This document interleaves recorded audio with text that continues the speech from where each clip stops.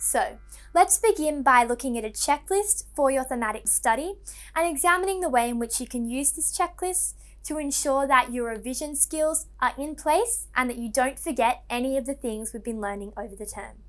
The first step on your checklist is to choose your related texts. Now remember, as we looked at related text earlier in this video series, it's really important that your related text is appropriate to your theme and is also a good level of difficulty. Remember, the marker is judging you on your choice and you want to impress them with an interesting related text.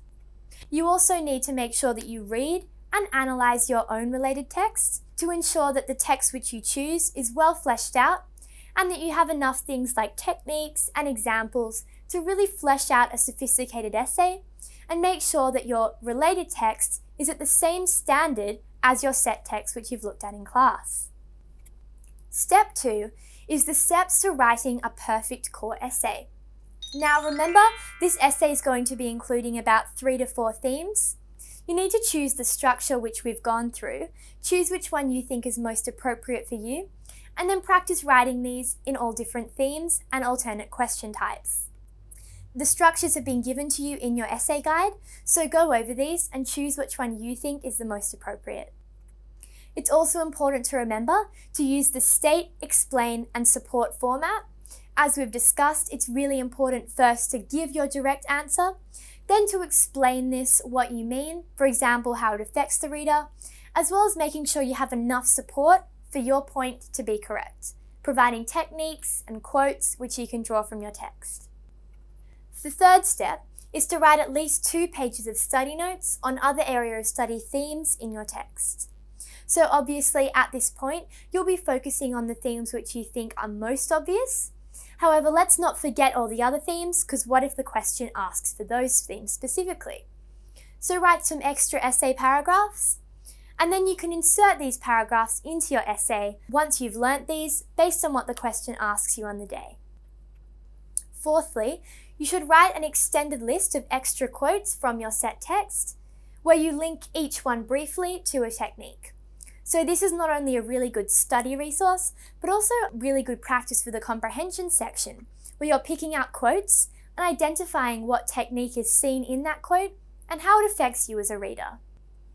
You should also write at least 1 page of extra quotes for your set texts. You want to be producing 2 pages, 1 page per text, just making sure you have enough notes and enough resources to do well in that unit. Fifthly, you need to edit your core essay, and you can do this using the editing guide, which we've already covered. Additionally, you can add new ideas as they come up, and as your ideas change and become more sophisticated across the unit, simply change your essay and make sure that your new ideas are reflected in what you have written down on the page. You can change your definition and thesis statement as you change your mind.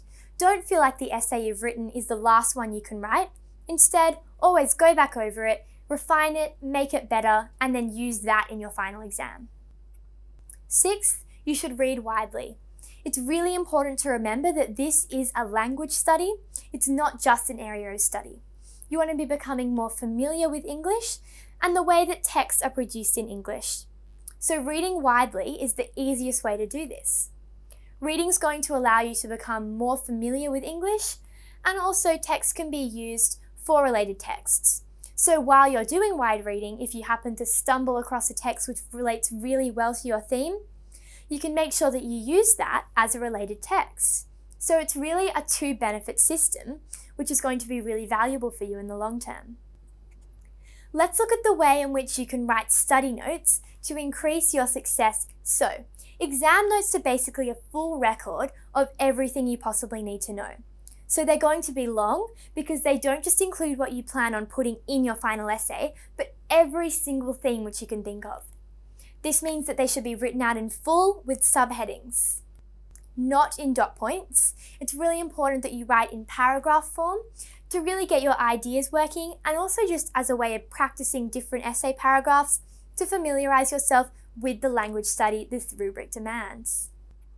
They should be from about 5 to 50 pages, however many you think personally express all your ideas in your notes. It's also better to type these because it means you can insert these in whatever essay you're writing later on. You can use things like color coding, highlighting, and post-it notes to personalize your notes a bit and make sure that you really understand and highlight everything and the most important key points. You can then use these notes to produce your crown notes.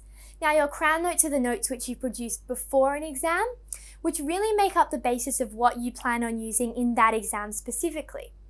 So by that, I mean that you're including things like your essay plans, your essay summaries, and dot points, perhaps things like quote lists and techniques, which are really going to allow you to write essays once you hit that exam. Flashcards are a really good way of reducing masses of study notes down and ensuring that you have a really good way of summarizing and then memorizing massive amounts of content. If you reduce them down to flashcards, it's really convenient and easy way to learn. You can do things like putting quotes and techniques on one side of the card with just a prompt word on the other side of the card to help you memorize things, and especially to memorize quotes which might have difficult or unfamiliar words in them. This is a really good tool for memorizing because basically what you can do is carry these around with you and basically look at them on the train. If you're waiting around, if you're in bed, if you're at a cafe, at any point, just whip out those flashcards and go over your syllabus a little bit more.